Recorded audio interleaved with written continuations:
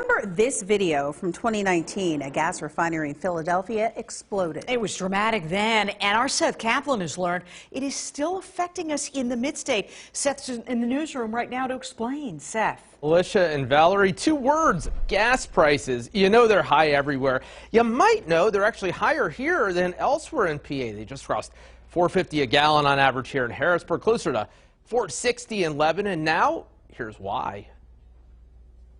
An explosion in Philadelphia, it takes the refinery out, essentially overnight. 5 workers were hurt. Everyone survived. Gasoline stopped flowing from there. Jeff Barron of the U.S. Energy Information Administration. It would take years to sort of get capacity back where it was. If you don't remember that part being a big deal then, that's because it kind of wasn't. There wasn't a war in Ukraine. Gas was $2 something a gallon. The price we pay locally depends on several things. First, oil. Jay Shabbat of Econ Weekly. Price of the actual stuff they dig out of the ground, which is crude oil, that's very high right now. Because of events like the war in Ukraine. High, but not record high. And there's the cost of refining oil. So when they actually turn the crude oil into the gasoline that you put in your car, that costs something too.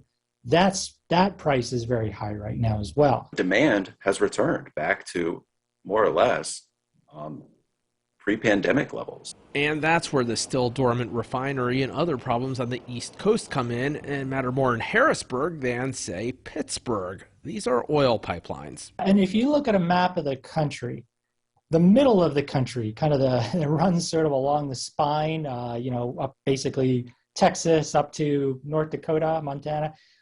That's where you tend to see the cheapest gas prices. And Western PA is closer to all that. In Ohio, for example, is a bit more in line with history. Harrisburg, on the other hand, is going to be, again, like I said, more affected by what's happening on the East Coast. Leading to this. Any raise or bonus that I would have gotten is pretty much going right back into the tank of the cars.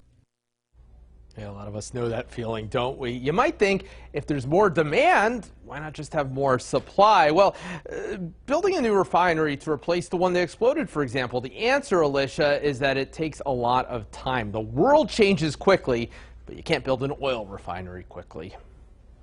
Thank you, Seth.